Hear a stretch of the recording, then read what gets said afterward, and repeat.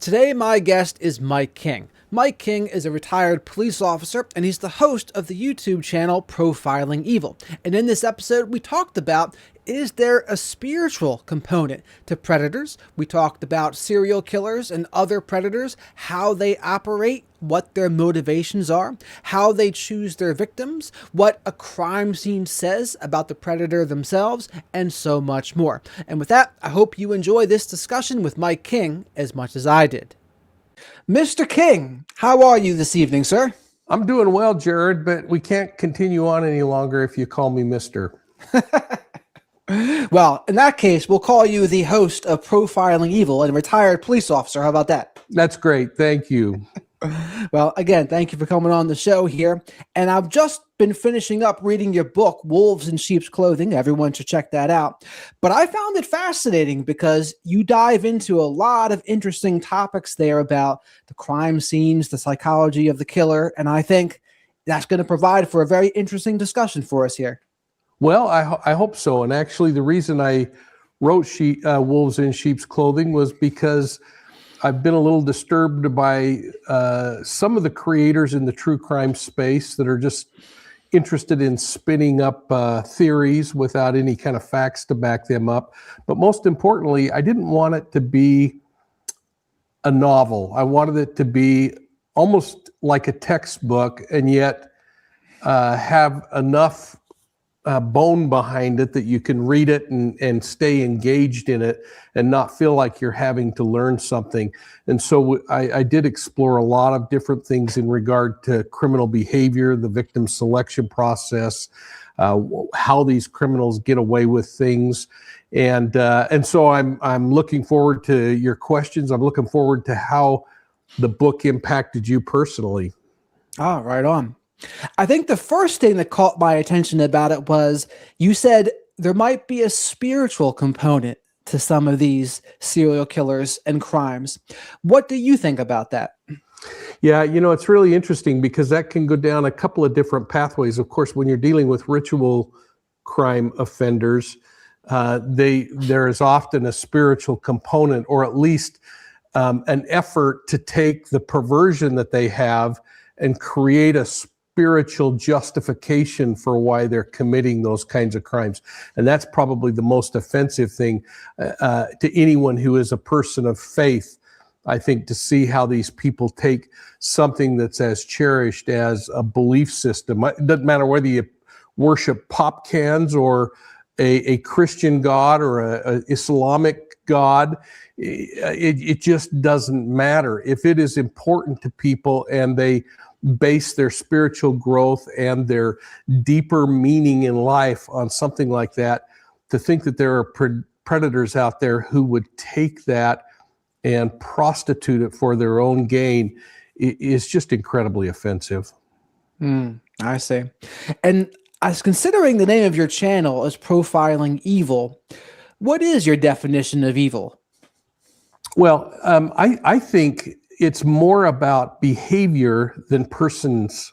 And sometimes that's where I think we get a little mixed up. I mean, I'll tell you what, I ate prison lasagna with a lot of serial killers over the course of my career. And sitting with them, it's hard for some people to imagine I could even say this, but sitting with them on many different levels, there were parts and pieces of them that were really enjoyable to listen to and to talk to. That some were charismatic, some were troubled and packing baggage from when they were children that led to a lot of things that they did.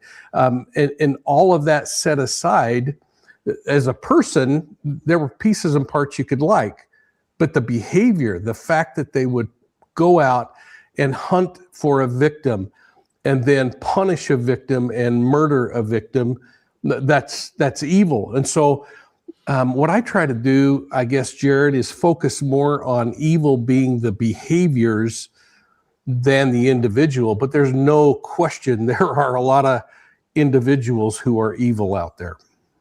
Yeah. And I guess part of the definition I would add on is intentional cruelty, especially if they enjoy it. To me, that combination, absolutely evil. Yeah, no, I would have to agree with you on that. And I think another thing you mentioned in the book there, the dark triad, dark tetrad, and I've heard they're even trying to make a dark five. I don't know what the word for five would be, but what are your thoughts on the dark tetrad and the dark triad?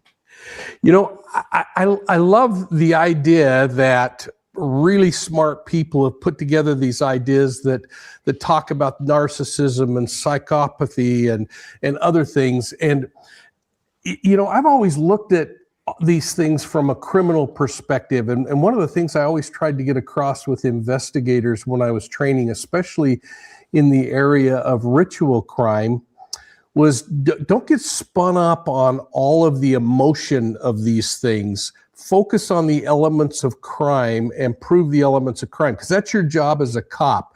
Your job isn't to psychoanalyze. Your job isn't to do a lot of different things. It is to determine whether certain elements of a crime, breaking into a house unlawfully with the intent to commit theft, assault, or any other felony, those are elements of crimes that I can prove in court because of my investigation, and that I can sit on a witness stand and testify to. But if somebody said to me, "But detective, do you think he's crazy?" Well, I can give you my personal opinion, but I can't give you a professional opinion in that regard. And so, you know, when I get to positions like that where somebody would say, "So do you think my client's crazy or something?" I would usually go back to behavior, which is something as a police officer I could speak to. And I'd say, you know what? I don't know if your client's crazy, but I can tell you this much: the way in which he tried to avoid detection, the way in which he disguised the victim, the way in which he got away with this and didn't go and confess to somebody, all tells me that he understands what society's standards are, and yet he chose to violate them anyway. And that's the real key. Absolutely. And I think in terms of that part, we should go into picking the victim. I know that's a big part of the process there. How do predators pick their prey, so to speak? Probably much like you and I pick apples out at the store. I mean, it's based on experience.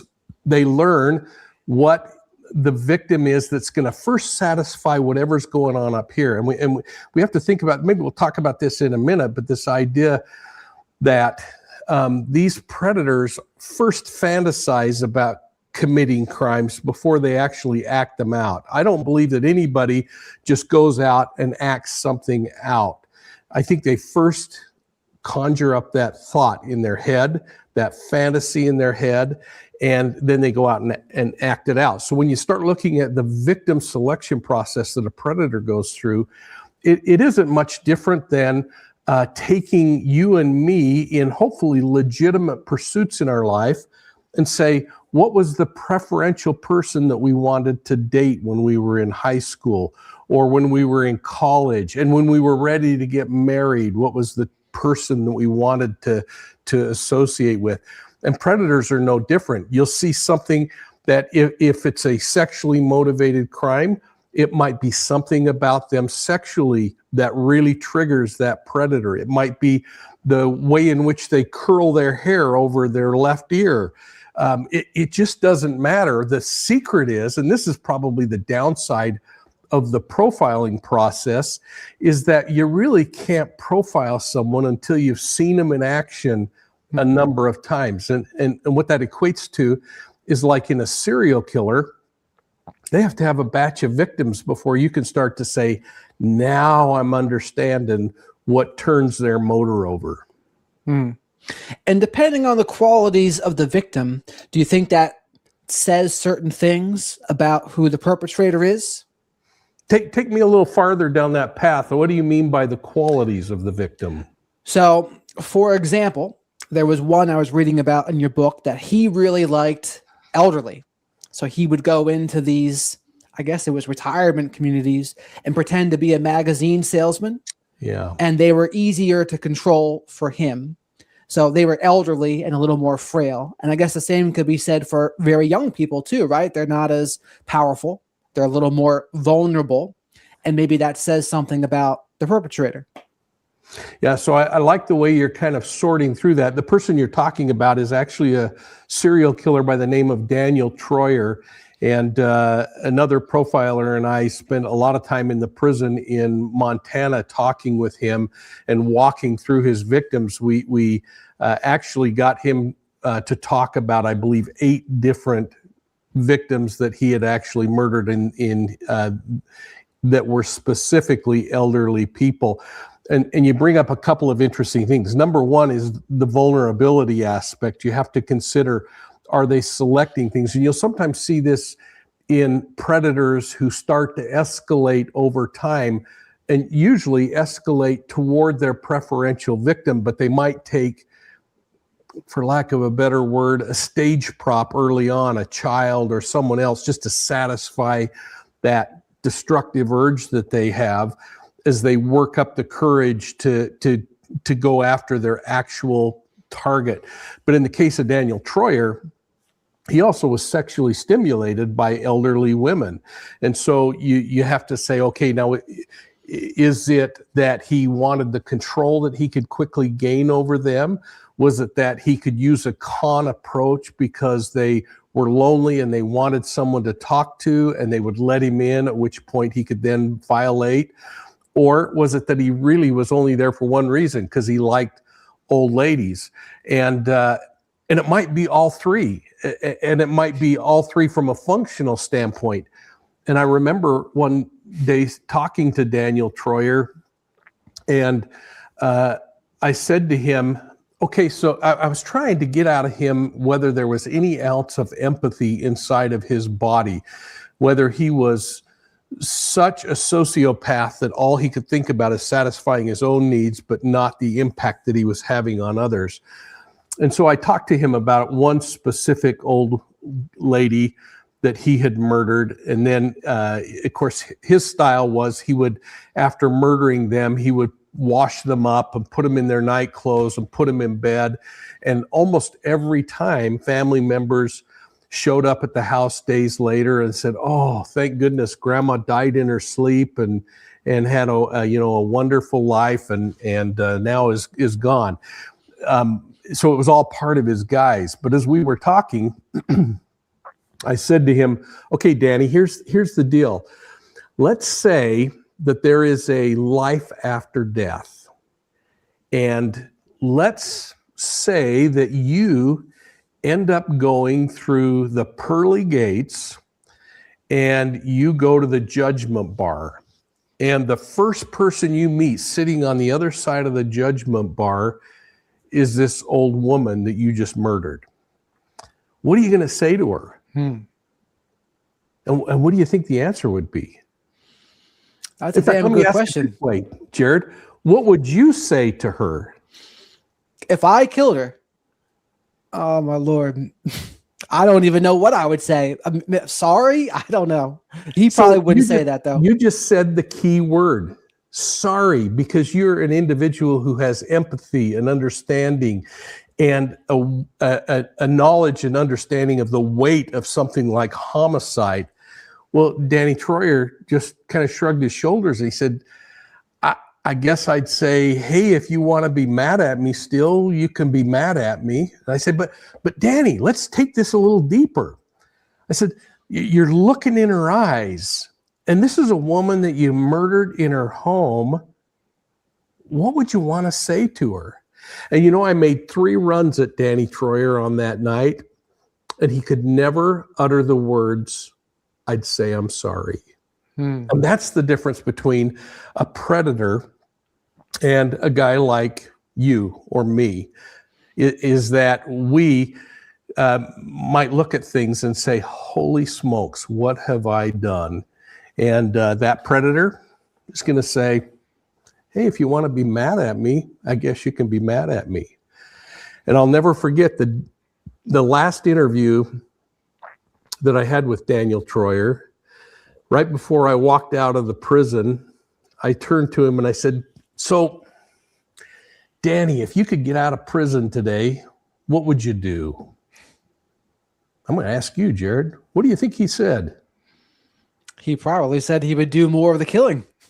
It's exactly right. He said, I'd kill an old lady. So there you go. I mean, and it sounds like people like him, they just have a missing piece. The missing piece where maybe empathy would be or something. And it's probably more than just that piece. There's probably multiple pieces missing in someone like him. Yeah, and it's hard for us to understand. In fact, I remember Dr. Fred Cowie. He's this incredible PhD that I used to speak around the country with, and we would talk about the behavior of Ted Kaczynski, the Unabomber. And this guy actually looked exactly like Ted Kaczynski. And his name was Fred, and of course Ted. And so he'd get up and show a slideshow where he'd say, here's Ted, and I'm Fred. And he'd come out in an orange jumpsuit when he would teach. And he would just say, let me tell you what Ted Kaczynski thinks. And he would go through it. But at one point, he shared something really important with me that I've never forgotten. And he said, while it may not make sense to you and me, it makes perfect sense to them. That makes a lot of sense to me, though. That does make sense to me. And the other thing Danny Troyer said that made sense to me was he had said, you imagine a lion or a lioness just laying in the sun there. Oh, she looks pretty peaceful at that moment, right? But when she's hungry, she's going to be ripping the throat out of some water buffalo. And he said, that's what I am like. I can be looking just chill. But then when that hunger comes, I'll be doing the same thing, except for the elderly or whatever. Yeah, I'm so glad you read those parts and that they resonated, because they really teach what a predator views things, or the lens from which a predator views things. And I'm sure we have other things to talk about, but I will also never forget at one point, and I've talked to a lot of predators in my career, at one point I must have had a little bit of a disturbed look on my face as we were talking. And he said, you're not understanding this, are you? And I said, why don't you explain it to me, Danny? And he said, of course, he was talking about the victim selection process and how he could unemotionally select someone, assault them, murder them, and walk away, and that it wasn't a big deal to him. And he said to me, well, let me paint this story for you this way. He said, let's say that I hate my brother-in-law. And he leaned forward and said, and I really do hate my brother-in-law. He said, but my mother loves my brother-in-law. And I love my mother, and I would never do anything to break her heart. But I got this really strong urge to kill my brother-in-law. I can't hurt my mother. So what am I going to do? And the answer that he came up with was, because I couldn't give him an answer, nor was I going to give him an answer, his answer was, it's easy. I've got to kill my mother so that I don't break her heart, and then I can kill my brother-in-law. This is wild. It's wild. Yeah. It's wild. That's where their brain goes with it. Yeah. But also very telling too. But that's definitely very telling. And I think this is the other thing that you made me think of here. You've talked to many serial killers, right? And interviewed them in jail. Is there any common denominators of maybe how you felt around them? Was there any kind of gut feeling you get when you speak to them? Like, oh, this is something that's a little bit off here. No, but I didn't go in with expectations like that. I mean, as an investigator, especially as a young investigator, I walked into investigations and created these monsters in my mind that when I finally interviewed the predator, I thought, you're not anything as scary as this monster that I've created. And I think it's a natural reaction that we all have, that we want to create this cloven hoofed devil of sorts, instead of recognizing that the reason why many serial killers get away with this for so long It's because they know how to blend into society. Whether they're Robert Ben Rhodes and they're driving a truck around town and only having superficial relationships, or there's somebody like Nick Reiner who's right inside the house, and everybody's trying to manage and mold around this behavior that's kind of constantly bubbling. You just don't know. You don't know how far they're going to take it. And probably this is one of the most frightening things for parents, when you hear parents who say, I lock my bedroom at night because I'm afraid of what this person would do, or something like that. And of course, my response is, why on earth are they living in your home? That's a good one. I think another part that really stood out to me was the BTK killer.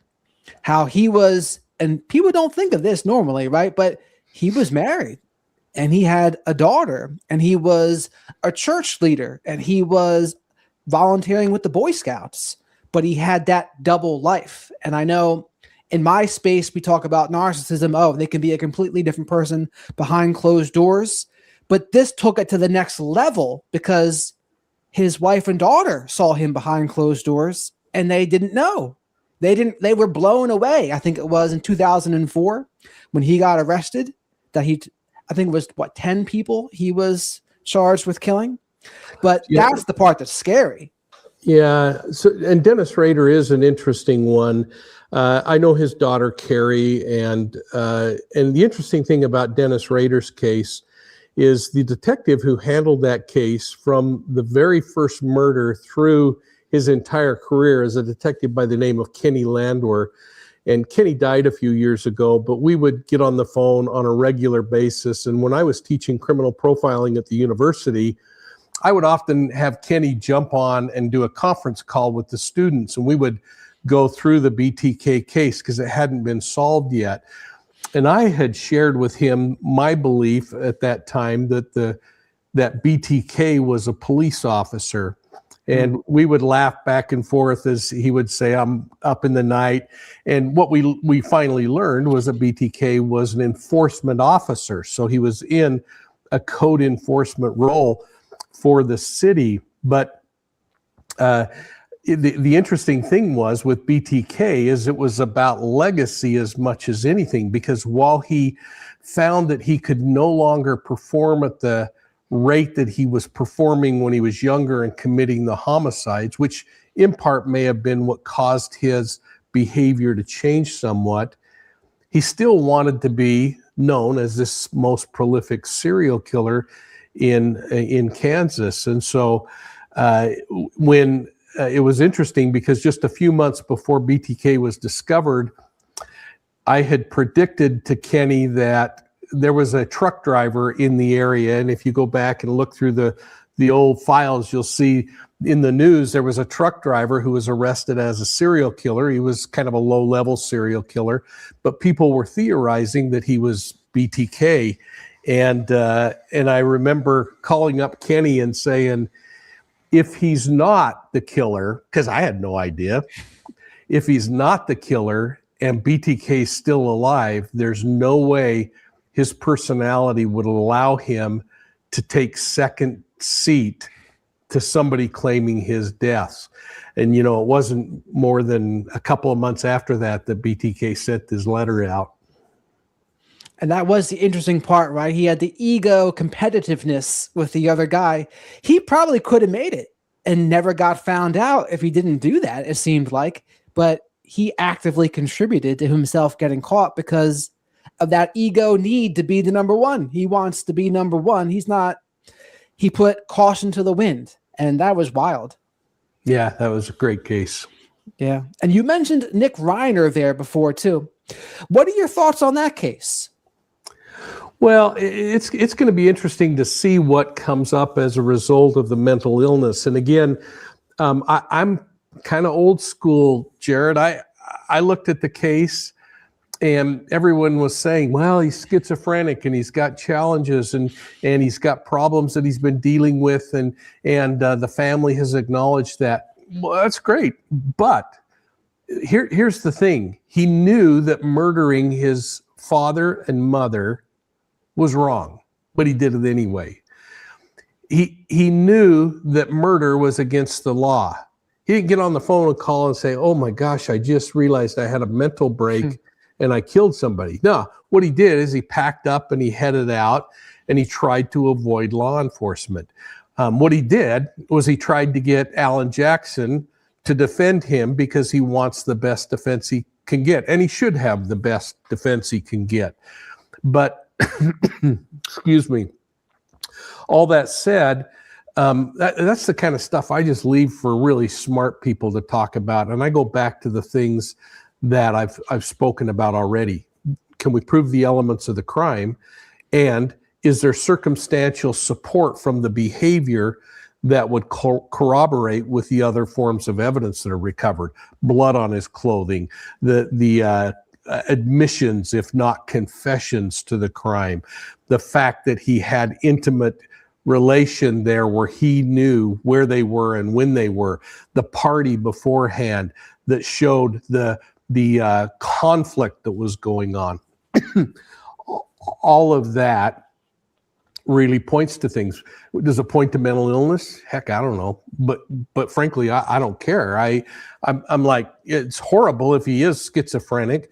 But through college, I worked in a psychiatric unit. I don't remember many of the psychiatric patients I worked with ever committing homicide. I can't think of one. Now, they would have periods where all of a sudden they might think that you are a monster and they'd fight back, or they'd have a psychiatric moment, or they were constantly fighting and there was constantly medication challenges. But one doesn't equal the other, and I don't know that it should be a defense to the other. I agree with that. I think the majority of schizophrenic people are not violent. And I think to use that to try to get an NGI, I don't buy it. That's just my opinion with it, but I don't buy it. I think there's an element of choice in there. And he knew. I think he knew exactly what he was doing. Now, in terms of... Well, go on. No, I'm listening. So in terms of the knife aspect of the attack, what does that mean to you? What does that say about it to you? Well, the knife originated in the kitchen, if I understand the evidence correctly, which means it could have just been an anger-driven, available weapon to use. And there's no question that knife wounds are much more intimate, but there's a process there. In fact, I remember when I was in the Attorney General's office reviewing the murder in a prison of an inmate from another prisoner who had a knife, and stabbed that victim, I think it was like 80-something times. I tried to physically understand the motion as I watched the videos as we were getting ready for appeals and other things, and count those. And I was flabbergasted. And next time you handle a case, you think about the Brian Kohberger case right now and the information that's rolling out about how many stab wounds the victims in that case faced.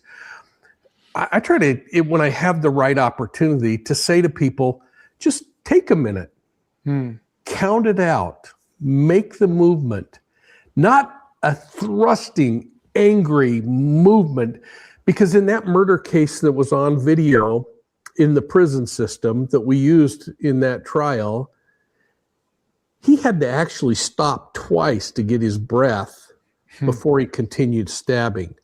So you say, what is it about the emotion, the anger, the focus that keeps him going? And at what point should something have clicked and said, this is enough? And it seems like they would have that missing piece, or just the rage or something that gets them to keep going. But that's a smart exercise there too, to get people to really do that motion, to think not only this, but I'm actually putting something in someone every time I do that. It's a powerful exercise. Yeah, and I remember the first time I did that was actually because I was talking to an individual who had committed homicide in that way. And as he was talking through and confessing to what he did, he started the motions. And it was after the interview, when I was back in my office and all alone, and I'm watching the video, that I thought, so here's the nonverbal communication from this offender that he's saying, here's how I acted this out. It's his way of kind of vicariously reliving the experience as he's working through this, what I did.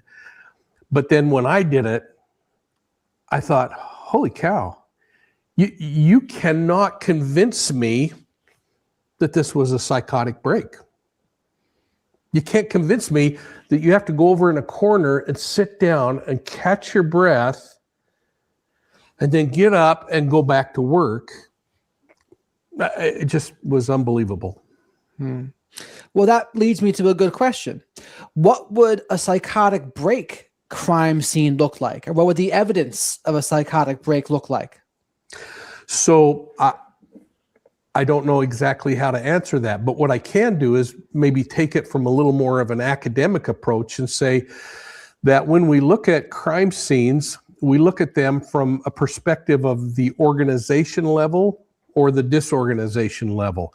And what we've discovered after looking at just bucket loads of criminal cases is that disorganized, and what we found by looking at dozens and dozens, if not hundreds and hundreds of criminal cases, is that disorganized offenders will not become organized in the course of a horrible crime. But an organized offender who goes in with this perfect plan that they put together will become disorganized.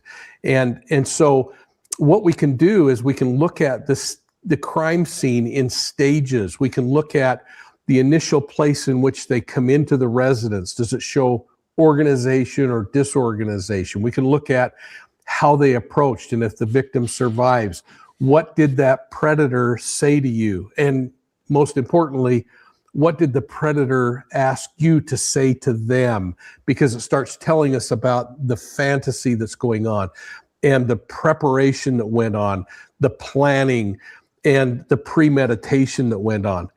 And then we can talk about, and then what happened in the course of this thing when one of the places I've seen this the most is inexperienced sexual predators who assault children, that they fantasize that this is going to be some kind of cataclysmic sexual encounter for them. And when they get there, this little broken child is crying for their mommy and curled up in a ball. Well, that doesn't fit the fantasy. It doesn't stop them from injuring the child and completing what they feel like they deserve, but it breaks the fantasy completely apart. So we see this organized, prepared, perfect world all of a sudden collapse around them. And when the world collapses around them, their response to the world collapses as well. And so when you speak to serial killers or people that sexually assault like that, is there any common threads with how they actually talk about the victims? Not in my experience, although some may feel that there is. What there is a common thread on is creating baseline in the discussion. And I'm sure you do this in your profession, where you try to figure out, how does this person respond when they're talking about their first kiss at age 12 or 14 or 16 versus now I want to talk about something a little heavier, because now I'm understanding how you respond when I say, hey, tell me about the biggest fish you ever caught. And I see the animation and the true feelings coming out. And then I say, tell me what it was like when this assault was happening. And I see the changes in behavior. So I guess more than saying what are the consistencies in the offenders, I think it's more, what are the consistencies in gaining confession? And there's no single way other than figuring out the baseline. A perfect example of this is there was a predator in the Utah State Prison who was suing the state about every other weekend. And because I worked in the Attorney General's office, I ended up talking to him on a number of occasions. And we also had an unsolved homicides task force where we were looking at cold cases. And my belief always was that I'd rather learn from the experts, the offenders in the prison, than learn from somebody teaching from a book that's never been in a police car even. And so I spent a lot of time in the prison. I could not for the life of me get this predator who was good for about, he told me eventually 535 plus children that he sexually assaulted over the course of his career before he went to prison, died in prison, thankfully. But I remember he was not going to talk to me for nothing. And as we were talking, trying to find that baseline, I figured out that when he was a young man, there was one thing that was his crack cocaine, and it was Orange Crush soda. And do you know that stinking prison doesn't provide Orange Crush soda for offenders? And so finally, one day, after finally figuring this out, I sat down and I said, Oliver, I'll tell you what, you cooperate. You tell me how you selected these children, how you conducted the assaults, how you got away with it, and I'll bring you a case of Orange Crush soda. And that fast, he turned and gave everything up. There's a great video of him. I actually kept video from 35 years ago, and I actually did a YouTube video on my Profiling Evil channel where I talk to him and play that video as we're talking through things. And on that particular day, because you can't find Orange Crush soda anymore, I had a Sun-Kissed orange soda, which he agreed would be sufficient to get by. I guess for someone like him, he needed the transactional element, and maybe for others, there's different ways to get them to open up, maybe? Well, yeah, and it may have been, and I could care less, it may have been his way of thinking, I'm in control because I got exactly what I wanted. And that doesn't bother me a bit. In fact, I remember speaking with Richard Ramirez, the Night Stalker, and at one point I said, Richard, please sit down, as we met. And he said, no, you sit down. And I said, oh, no. I said, honestly, please sit down. Yeah. And he changed and he got a little more stern and he said, no, I insist, sit down. And so I sat down. And the reason I sat down was the interview would have ended, or I could allow him to think he's in control and continue the conversation. Right. A little power struggle there, right? He wants to be the one telling you what to do instead of the other way around. Now, I'm also curious, though, the previous guy you were talking about, and this is maybe for parents' sake to learn, what did he tell you about how he chose his victims? Well, first, I would recommend going and watching that video because I actually walked through. Okay. And I have him over the course of maybe 20 or 30 minutes in that actually talk about the different things that he did to gain favor and get control over the children. One of the things that he did was he volunteered for youth camps and things like that, where he would have access to children. He became the neighborhood guy who was willing to babysit on the spur of a moment. And I'll never forget him saying how empowering it was for him when a parent would say, now listen, we're going to be back in 2 hours. You do anything Oliver tells you to do, be a good boy. Well, to Oliver, that meant I got control. He would talk about going to the swimming pool, the public swimming pools, getting in the deep part of the water and waiting for the children who naturally hang on the edge of the pool and just work their way around the pool. And then when they got to him, he wouldn't move, but he would be happy to move them around him, at which point he would touch them or do other things. One of the other things that I found interesting about him is that when he died in prison, the warden called me the morning he died, and he said, I have a handwritten will here, and and Oliver Garish has willed his personal possessions to you because he said you're the closest thing to family that he's got.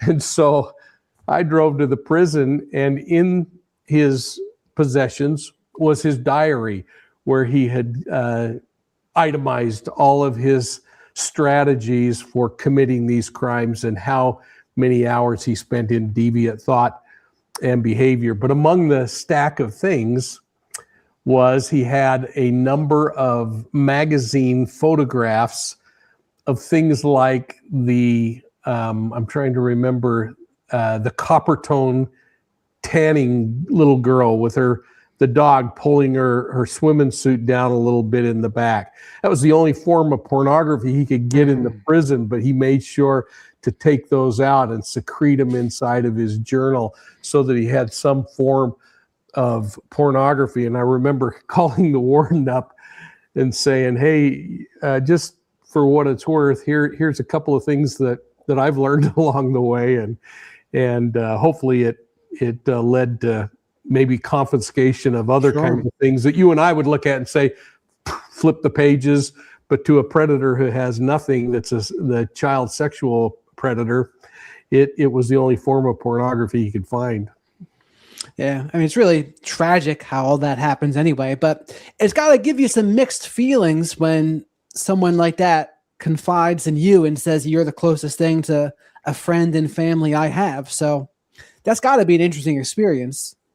You know, it's happened a couple of times, and I've never been a person who can't find the value in the human being, but I'm also the person that's pretty blunt about the fact that I don't ever want to see you getting out of prison again as long as we live. I think back in my career, one particular night when I was a SWAT officer in the city, I had a guy on a barricaded subject call that we were handling as a SWAT team.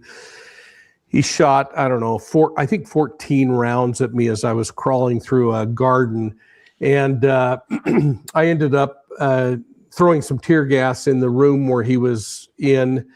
And he ended up having some cardiac problems, and we had to take him to the hospital after. And the SWAT team commander, because I was pretty angry at the guy by that point, and the SWAT team commander, who was just a brilliant leader, said, King, ride in the ambulance with him to the hospital. And so by the time we got to the hospital, I actually kind of liked the guy. And when he was sentenced, he asked me to come and stand with him as he was sentenced, and he went to prison for a long, long time for trying to kill me. But the interesting thing was I've somehow been able to separate behavior from the person and the personality. But I don't mind combining the two to say, yeah, you're one package deal, so you should never get out of prison the rest of your life. And another case was on this cult leader that I've written the book Deceived about. And by the way, I have a brand new podcast dropping February 3rd called Gardens of Evil Inside the Zion Society Cult. And that it will be on any of your favorite podcast platforms, but it'll be a 7-part series where we bring in the victims we saved many, many years ago, and they talk about the experience, and we'll have the police officers and the county attorney on the podcast. And it's a really well done podcast. I'm really excited about it. But that particular self-proclaimed prophet also asked me to stand with him when he was sentenced, and he died in prison too. So, I don't know. I guess for some reason I've been fortunate that I'm not filled with some of the hate that I know others feel on sometimes. But I haven't been victimized like some of these. I have been shot at by a guy, but I still forgave him. But nobody's sexually abused or tried to murder me in a way that many of these victims go through. This guy was just trying to keep me from sneaking up on him. Sure. And that leads me to another good question. Do you think rehabilitation or change is possible in any of these predators? Or is there a point where it's just, nah, it's just about protecting society at this point?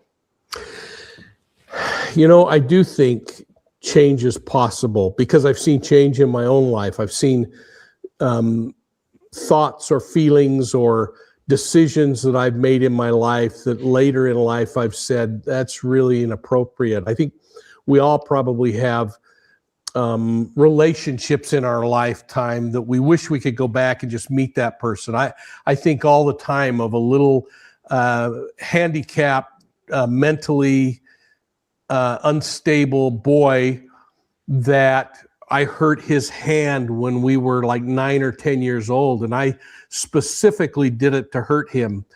I think all the time, I wish I could find that kid and just say, I'm really sorry, So yeah, I guess some can become better people, but the consequence of what they've done shouldn't be eliminated just because they might change. And I guess that's what troubles me so much about the changes I'm seeing in life without parole sentences, for instance, like on Manson's case, or when I see people like I can't remember the name of the brothers in California. Ramirez? Menendez? The Menendez brothers saying, hey, we didn't get warm cookies and cold milk when we were kids, so you need to let us out for murdering our parents. I think it's awesome that you're finding a way to fix over time, maybe in a controlled circumstance, but the consequence shouldn't be eliminated just because you've had a change of heart. Right. And I think, when it comes to the evil part, I don't know if there is any cure for the evil. There can be for some, a little bit of character disorder stuff, maybe even a little bit of narcissism, but there comes a threshold, I think, where there's just no coming back from it. And once you're past that, it is about protecting society at that point and keeping other people safe. Yeah, I remember Greg Cooper and I one day set up a phone call with Robert Ben Rhodes, who many people believe probably killed 300 plus women before he went to prison. And it was actually, he went to prison on a case that, there was a case in Utah that we had determined was Rhodes that led to a case in Texas, which led to a conviction. But when we held that interview, I think that's probably the only time in my career that I've literally felt like I was dealing with Lucifer himself, if I could imagine what the devil truly would be. It was a very unsettling interview. Interesting. Anything else you want to say about that interview? Just hopefully that would be enough. We'll let people conjure up in their minds what happened there. I gotcha. And I know in your book, you talk a lot about the nature versus nurture debate. What are your thoughts on that? My mentor, Greg Cooper, former FBI profiler and just a dear friend, now is the director of the Cold Case Foundation. I had the privilege of being on the board of directors for the first 5 years of the Cold Case Foundation with John Douglas, and Greg really has probably seeded into my psyche most significantly the nature versus nurture argument. And the bottom line is I can still see him teaching this to me, is that you can't just put people in buckets and say this is how they are. You can't say, hey, that person's Irish, thus they fight and drink, or this person didn't get the warm cookie and milk and that's why they're this way. But those are contributing factors, and it could be that there may be both, that they may have been poorly nurtured and then in an environment where nature took over. But case in point, yesterday, I've wanted to do this for some time, and I'm as part of a video that I'm doing talking about the transition that teenagers make when they decide to run away from home and the risk that they take on. I decided to travel to Butch Cassidy's childhood home and spend a little time. And Butch Cassidy was raised in actually a Latter-day Saint family, a mother who immigrated from Scotland, I believe. His father immigrated from England, and they had joined the Latter-day Saint faith. And Butch was the oldest of 13 children, raised as Robert Leroy Parker, if you remember. And when he was about 15 years old, he went to work for a nearby ranch. And while he was working at that ranch, here's a kid who was being trained by his mother in a Christian faith, in a moral foundation, a dad who worked hard. And he ended up working on this ranch. And he just happened to kind of hook up with a really tough but very cool cowboy named Mike Cassidy. You can start to put the pieces together. And Cassidy was a cattle rustler.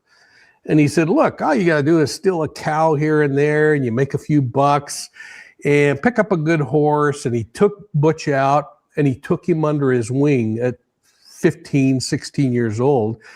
And he taught him how to ride a horse, and he taught him how to shoot a gun from that horse. And if you know anything about Butch Cassidy, he actually became so good he could ride a horse around a tree with a can on the tree, nailed to the tree, and he could hit that can every time as he raced around with his six-shooter. He became a rough and tumble cowboy wanting to live on the range like his hero, Mike Cassidy. Well, eventually, the word on the street is that he stole some horses or some cows, and he had to get those cows moved to the person he sold them to. So in the middle of the night, he basically left home and then started drifting. And he ended up in Rock Springs, Wyoming, and he actually tried to take a legitimate job, and he became a butcher. And everybody in town would call him Butcher as he'd walk around town, and he hated the name. And so he shortened the name. And then he adopted the name of Cassidy, whether it was because he didn't want to hurt his family name, because he knew he was going down this path. He'd left nurture behind and now was pursuing nature. Or who knows, but that's how Robert Leroy Parker became Butch Cassidy. And so the nature versus nurture question, I always say, why can't it be both? And I don't know, I'd ask you, you've spent a career in this psychological world. I would say it's certainly a combination, but I also do think that there's, in certain forms of evil, I think that is born in them innately. Now, someone has a base, it can get worse, but there has to be, I think, certain things there from the start to truly become a BTK killer or a Ted Bundy, or even this one's a great example, Mary Beth. I never heard of Mary Beth until I read your book. But for those who don't know, she was 10 years old when she committed her first murder.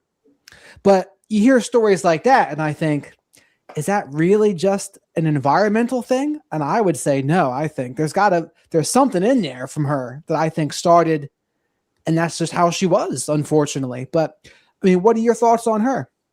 Well, you know, I really like the Mary Beth story.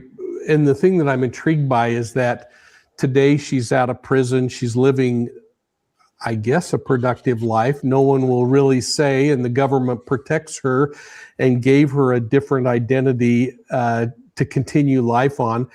But all we have to do is look online and see videos of 7 or 8 year old children who are beating their parents or beating their grandmother up because the grandmother won't give them money to go to the store with. Or so we can see this kind of disconnect going on, and lack of I guess lack of respect. which kind of takes me back to Butch Cassidy, because the one thing that defined Butch Cassidy, in my opinion, was there's no report in the United States, perhaps in Bolivia, and certainly in the final shootout that either took his life or didn't take his life, because there's question about that. He never would step over the edge to murder. So he's, even in being bad, he still had a moral limit that he wouldn't step over. Does that mean he's better than one of the others or not? I have no idea. But as an investigator, those are the kinds of things I would look for, because that would help me get a confession from them, Sure. is to lean on those kinds of things. I loved, for instance, talking to Latino Catholic criminals, because you could always find something from their core youth that was a moral foundation that would help you get them to the point that they could talk about what they did. And I do think in some of this, there's an element of luck, honestly. Oh, yeah. Where there's the luck of you weren't that way, or you weren't attracted to children or something like that. I don't know. And that, I mean, that's a good thing to ask you too. Do you think they're choosing that, or is that something that's just how it is for them? Like that's how they are. You know, I don't know the answer to that either. I know that, for instance, I don't understand same-sex attraction, but I believe 100% that those who have to deal with the pressures of being in a same-sex attraction world, I don't think they would choose that on purpose and say, I want to have my life so disrupted over what I believe in. Just as much as I would think, I really like being with my wife. I love holding her hand. For somebody else, that would creep them out as much as it might be for me to hold a man's hand or to snuggle with a man. And so I have to keep reminding myself, I don't know what the baggage is that brought these people here. I don't know the psychology, but I do know the elements of the crimes. I do know what the law requires, and I can see if I can satisfy that or not. And then I leave the figuring out what's going on in the noodle to the really smart people. Now, I understand. I think that goes into a deep discussion, right? Because some of that can be in regards to, is there free will or not? And I don't really know the answer to that question either. But circling back to the Mary Beth one, I think the interesting part about that is she did those things as a kid. I mean, and for those who don't know, according to the book, right, she's like strangled a kid and then like carved something in his stomach, and then went to the guy's mother's house and said, can I please see him in the coffin? Just like very playfully. Like, so it's pretty dark stuff here, right? And yeah, she came from a troubled background too, but it was certainly very troubled and no empathy really at all. So the interesting part is, okay, she got released from prison at the age of 23. I wonder like how much she has changed. I wonder what does this say about that, right? She did that and she was in jail from 12 to 23. As far as we know, she hasn't been back. So what does that say about the ability to change or suppress even? Well, and I guess that takes us back to the discussion that goes over and again when it comes to juvenile offenders being found guilty as, or being tried as adults. So you're taking a juvenile brain that's making decisions and holding it culpable and responsible at an adult level. And some people never reach that adult level emotionally. And so again, I'm the guy that always just washes my hands and points at people like you and say, elements of crime, I don't care what the reasons are. These are the violations and I can do something about it. Now, but that doesn't mean that I don't remain empathetic toward them, that they had all kinds of goofy things going on in their minds or that they somehow justified that. I don't understand it, but I can empathize with it. That makes perfect sense to me. I think like everyone's on this planet here and they serve a different role, right? Some people are supposed to be in your role that were catching the bad guys before and then understanding more of the bad guys and then having your podcast that you have now and your YouTube channel. Other people are supposed to be the doctors and nurses. Other people are supposed to be the prison wardens. I think we all serve a role, right? Yeah. And in terms of, I heard you talk about this the other day in one of your videos, the Michael McKee case. Do you have any thoughts on that case? Well, no. I mean, at what point do you say it's time for me to move on? I can't keep having wounds over something that is now gone. It certainly has all of the makings of someone who was not able to move on and didn't want someone else to be happy when they were so miserable. And I think that's what we're going to see really come together on this thing. I don't know, because we haven't really been brought into the loop in regard to what the court actions were in either a custody battle or the previous marriage ongoing battles. But we know that there was something that happened just shortly before this. Was it a triggering event, or was it a continuation of a long-standing problem, or did it have nothing to do with that? It's just that one person couldn't get over the fact that the other one moved on. It's going to be really an interesting one to watch. Right. I mean, and to me, it sure seemed like he had a loss of control, and he just couldn't handle that loss of control. And what he was saying was, I'm going to buy the house right next door to you. You're always going to be my wife, seeing her as an object and possession. And then, well, if you're not going to be with me, well, then no one can. And then I'll do what I do. And there's stalking in between there too. And cyber stalking more than likely as well. The stalking was proven. I don't know about the cyber stalking yet, but it all tracks to me. Yeah, it's going to be really interesting to also learn what may or may not come out in trial about past behavior and how predictive that should have been or could have been, whether there were efforts to get restraining orders and other kinds of things, because there are a lot of things I haven't heard that might be out there, but those are always the kind of questions I want answered. Right. And the other thing about that crime scene was very disorganized and disheveled. The fact that he left so many shells at the scene, got clearly caught on the camera, clearly shown in a vehicle that was like there right before the murders and then left right after. So it speaks to a novice killer in that case, as opposed to an expert or someone who's done many of these killings.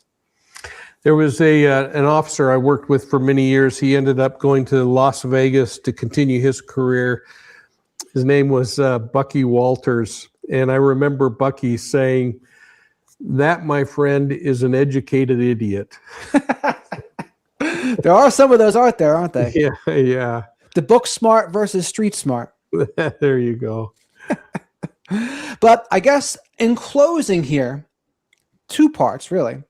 In terms of like helping victims in the future, do you have any suggestions for helping victims to be more empowered or to be less likely to be a victim? And not to blame victims, but to empower them to not be.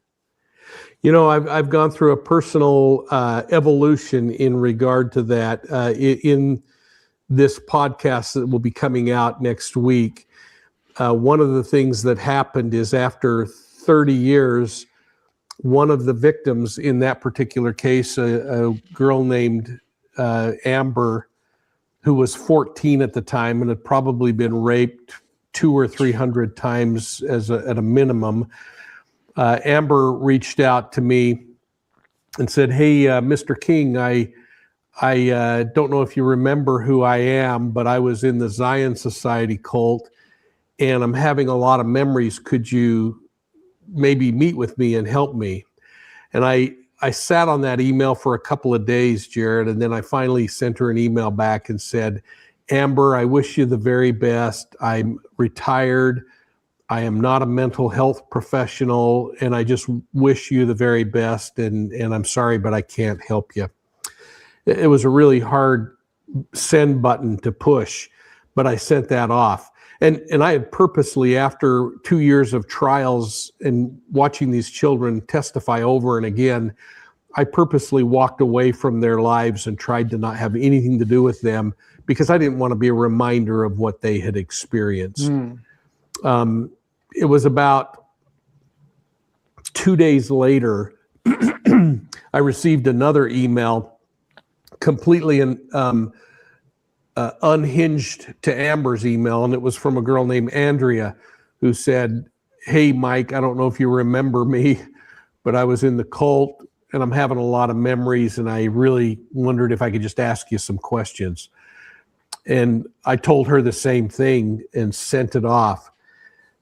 The following day or day after, Reed Richards, who was the prosecuting attorney, the district attorney or the county attorney, called me and he said, "Hey, it's the 30 plus year anniversary of the Zion Society," which was considered probably the largest case in Utah history and most likely the US at that point. He said, "The Victims' Rights Council would like you and me to talk about the Zion Society case and what we've learned in the 30 years. And I turned him down and I said, "I just am not interested in doing this." And I remember after turning him down, and I don't know that I've ever turned him down because I was his chief of staff in the Attorney General's office. And I mean, I would do anything for this guy. My wife was staring at me and she said, "Are you doing the right thing?"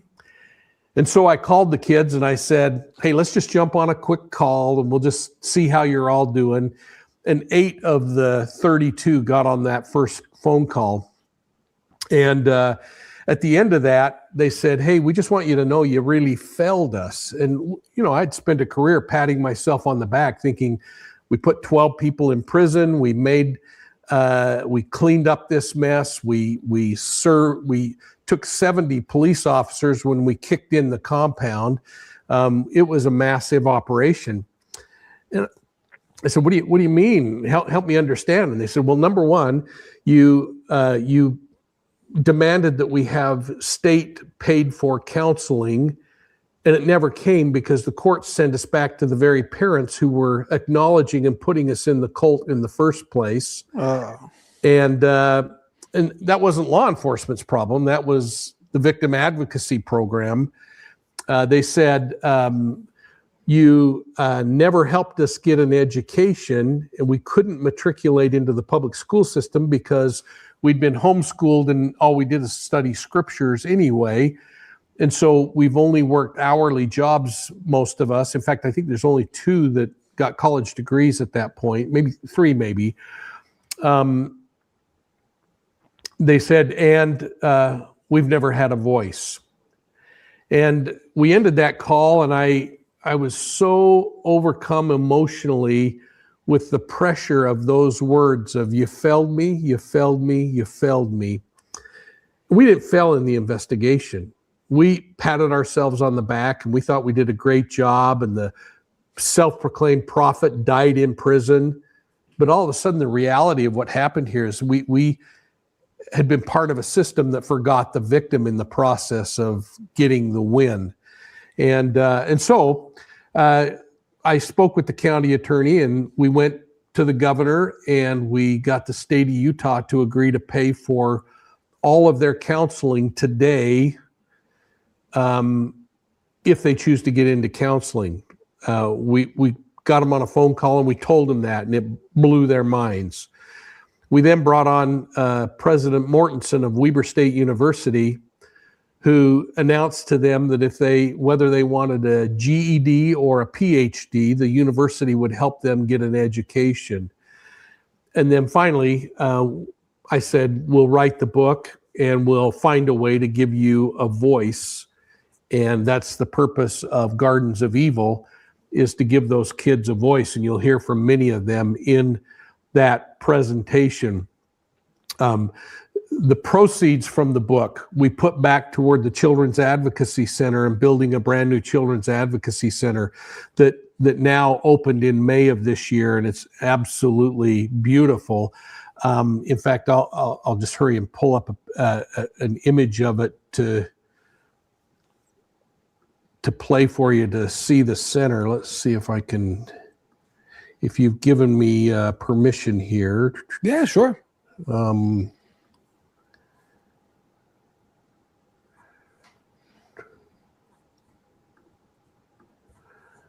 So this is the new center that was opened. Is this playing on your side?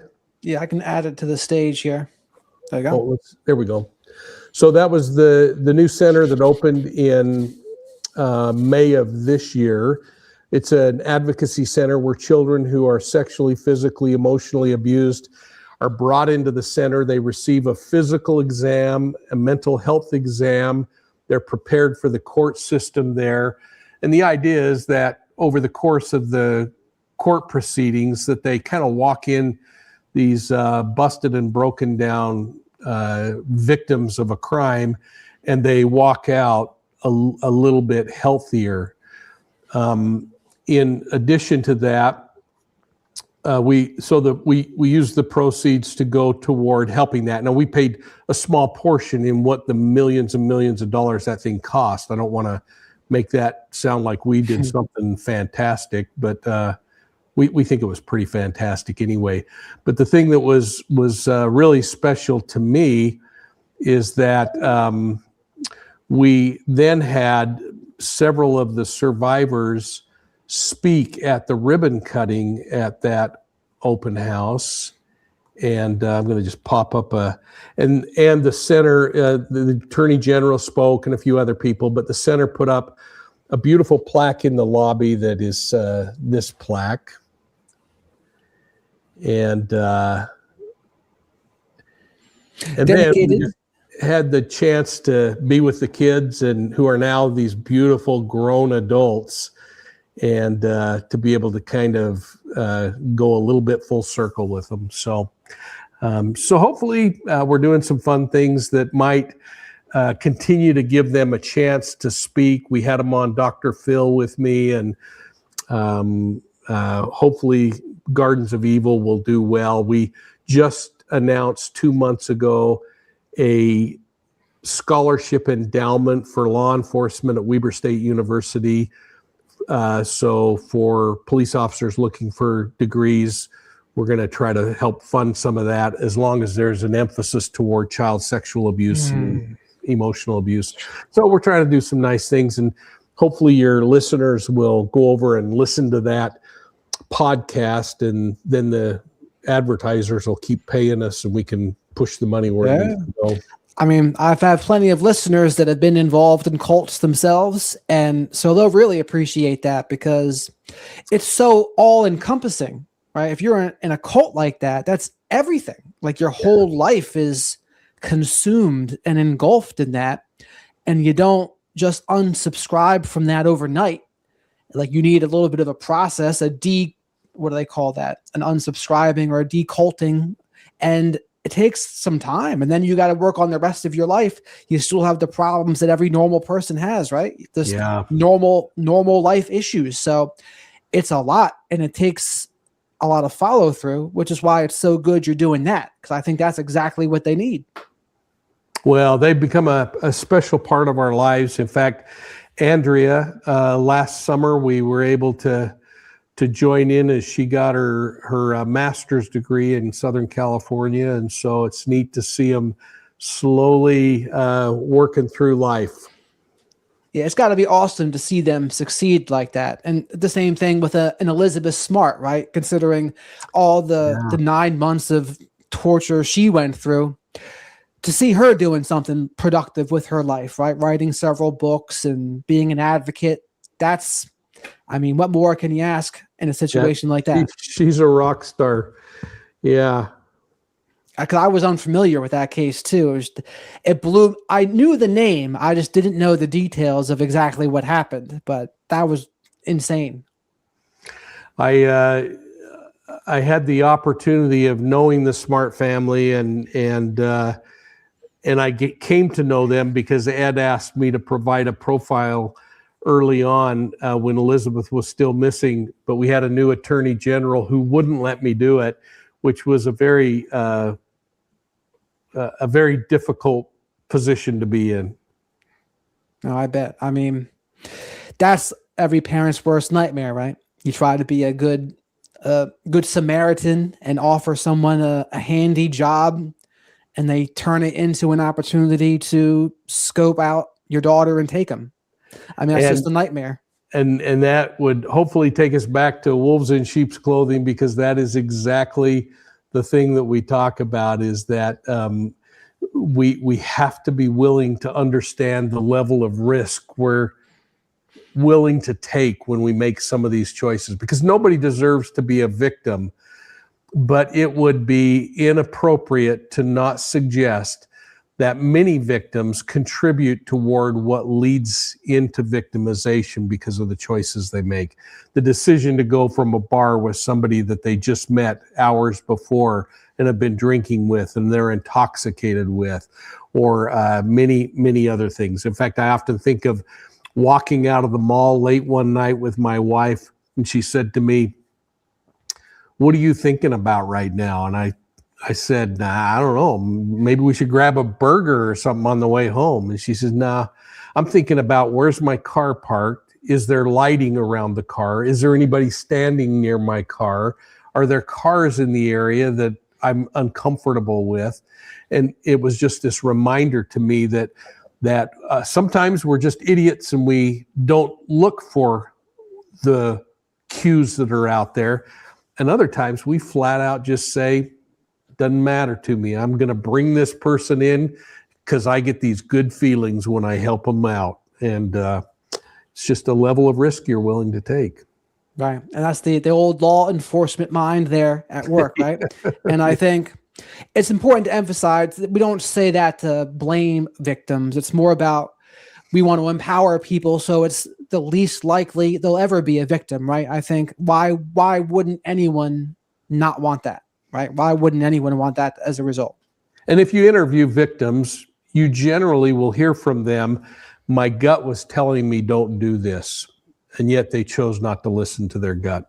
So, and I think that's the best thing to close on there, to trust your gut. And you emphasize that in the book as well, that when your gut's telling you something, listen, because it's usually correct. Well, thanks for the chance to be with you, Jared. That was a nice evening. It was my pleasure. And can you remind people where else they can find more of your work? Just look up @Profiling Evil, the @ Profiling Evil, one word. That'll get you on YouTube, Instagram, TikTok, Twitter. And please go to your favorite podcast platform and sign up for Profiling Evil on your favorite podcast platform and get Gardens of Evil, because it's going to be 7 episodes you'll never forget.